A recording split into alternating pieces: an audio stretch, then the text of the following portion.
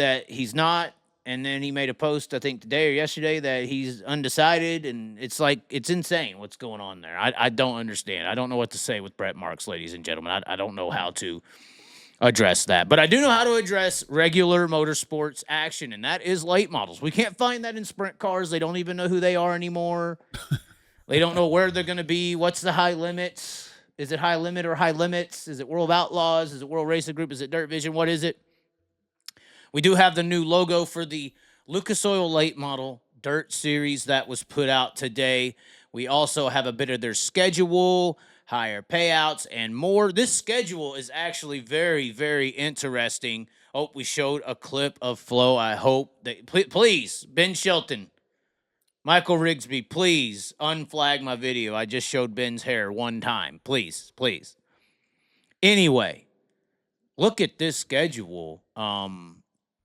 Guys, this is big boy racing over here in the late model industry. This is what sprint car racing needs to get to. Everybody was kind of curious how this Florida Speed Week is going to look without East Bay Raceway Park. Look at this, though. January 14th is practice at Golden Isle. 15th, 16th, 17th, 18th is racing. So a 5-day event to open the year in Georgia, starting January 14th through the 18th. Then it looks like they take about a week off. It looks like, about, 11 days. Funny enough, 11 points between the NARC people, 11 days here. And then they're having 3 days at All Tech, a practice the first day, or 4 days, sorry about that.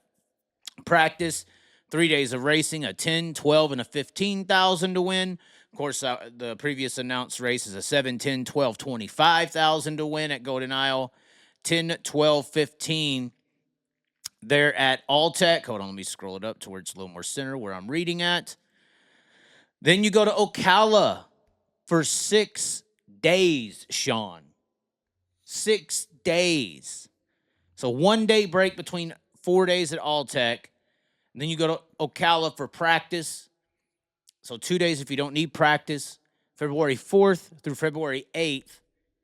Unbelievable. 7, 10, 10, 12, 25,000. And then I believe that is when the late models kick off at Volusia, leading up to the Daytona 500. I believe that'll be a 4-day straight event as well. So interesting how Florida is working without East Bay being there. It'll be interesting to see what the World Outlaws do. Traditionally, it's just been a Volusia race. But who knows? Who knows? World Racing Group is also trying to innovate on their own. It's a good money there. Yeah. Good money there, too. Big money. And we even got to the big money because things have changed. This is a revolutionary schedule, I think, for the future of dirt racing. This is event-based. They don't come back until March after that, 21st, 22nd, a 2-day show right there, Ohio-Indiana border, 15,000, 25,000 Atomic Brownstown. Then they take them like a little Delaware, Maryland, PA swing, 20,000 to win Georgetown, 25,000 to win Hagerstown, 10,000 to win Port Royal. Then a second and third in Indiana and Kentucky, right there, somewhat within about a 3 or 4 hour drive. 15,000 to win, $25,000 to win. Then a May 9-10 in Illinois, Farmer City 1 day, Fairbury the second, 25,000 to win, 30,000 to win. Listen to this shit. 50. Yeah, then we got a 3-day show at Eagle Raceway. The Malvern Bank presents the High Bank Heist. A lot of people were guessing if they would go back to Eagle because the late models didn't have a great showing with the crowd side, I heard. But they went a level up, 3-day event, 50,000 to win, a 10, 10, 50, 3-day show at Eagle. Then they do a 3-day show at Lucas Oil the following week, Sean, with a 10, 10, 75,000. 10, 10, 75,000. Then a 2-day show at Smoky Mountain. Looks like 3 weeks after that, 10 and 30,000. 3-day show at Lernerville, the Firecracker 100, 5, 5, and 50,000. Then a July 4th and 5th date in Ohio, Zanesville getting a date there, Muskegum, and Portsmouth, 25-25. Zanesville? Oh, we ain't going to talk about that. 10, 11, and 12 date after that. 34 for 15,000. Lucas Oil for 15,000. Diamond Nationals conclusion 25,000. Then a midweek date at Shelby County, the Kososki 53, 25,000. And then the Silver Dollar Nationals back at the Houston Speedway.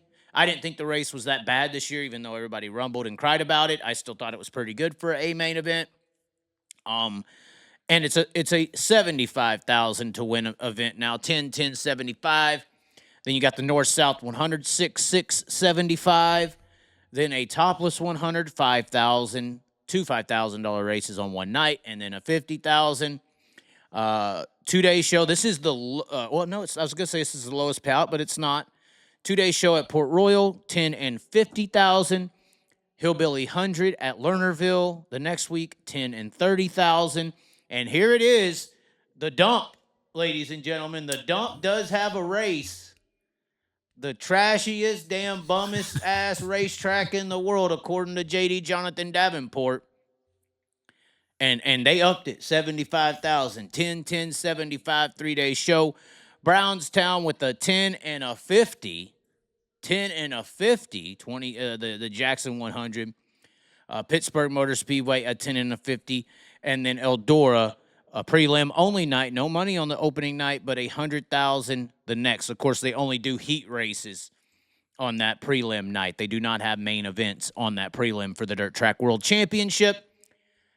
What's wrong with sprint car racing, Sean? I know that, and this is my deal. The money in late models have been invested into being Scott Bloomquist. Our money's been invested to be Jeff Gordon and Kyle Larson, so we don't have a lot of money invested into being full-time super late model teams. We got a lot of money invested into going to NASCAR. A la Corey Day, that's where all the monies went. That's where all the renter rides and coons and midgets, all those 300,000 a year's going to be that. Yeah. Late models have been putting 300,000 a year into being this, and they're so much further ahead of us in that department. They bring a crowd. They sell out. They got 2 national series that is standing room only most of the time. Eagles struggle, but Midwest always struggles for a crowd. It's not as racing culturally based. But how about that schedule, Sean? Reaction from the common fan. That's what we're going to start calling Sean. The common fan. Common fan. The working fan. I like that schedule. I like the big, big payouts and multiple days. Yes, multiple days, and yeah. What is Knoxville going to do? How are they not going to be a dump, Sean? What do they got to do? Well, Knoxville is probably just going to continue on being Knoxville, and they're not going to bow down to JD. I mean, Superman? What can they do? I mean, Knoxville should be his kryptonite. Knoxville's going to be Knoxville. They always have been. Knoxville's not bad. I mean, I don't know what JD was talking about, but he's a prima donna. Ever since he started winning a lot, he just became a prima donna. He's the closest thing to a sprint car attitude the late model world has. It's true. It's true. It's got to be laid out on the carpet for him. This, that, and the other. But I'll tell you what, Sean, it's not as bad as we're about to get. And this next topic was requested by somebody who apparently set me down, Sean. Kenny Wallace said, this guy set me down and had a chat, but he wants me to talk about this subject right here, ladies and gentlemen. Oh, boy. Oh, yes. We're going to talk NASCAR topics. It's about to get interesting. Look, another must-have product for some of you out there, and I have hands-on experience in this now, is the optics from Dethridge Certified Opticians. With drivers like Jonathan Davenport in the late model world and Donnie Schatz in the sprint car world utilizing these HD fog and glare resistant lenses, they have racked up millions of dollars. Yes, millions of dollars on the racetrack, especially JD. This same technology can be utilized in the world outside of racing. When I got my pair, my biggest notice in using them is driving. Previously a nice scene of mountains or just some country prairies or trees or lakes or something as you're driving down the highway would be somewhat of a blur at extreme distances. But when I put this pair on, I feel like I could see the leaves on a damn branch from a half mile away. The scenes and views are just literally enhanced. At night, it used to be horrible in trying to either drive in the rain or dodging white-tailed deer in the middle of the night leaving these tracks that are located in BFE. But with these optics from Dethridge, the anti-glare technology meant for the racetrack transfers into defeating those horrific LED lights on the egotistical maniacs out there in their 2004 souped-up pickup trucks on 35s. Whether you already have glasses or think you may need some, this is the way to go. And he supports motorsports. I mean, this is a full around 100%, good for you, good for him, good for everybody in the motorsports world. And with the wide range of styles I saw within his shop, it opens the possibilities to all walks of life inside and outside of racing. Call Greg today at 940-733-2843 or visit DethridgeOpticians.com. DeaTherage opticians.com. And hey, let them know that you heard about him on the show. Oh my God. Sean, oh my God. Did we check the chat before we get into this? Yeah. Do we check? Is there anybody in the chat talking? Is there anyone in the chat talking? Because this is about to get bad.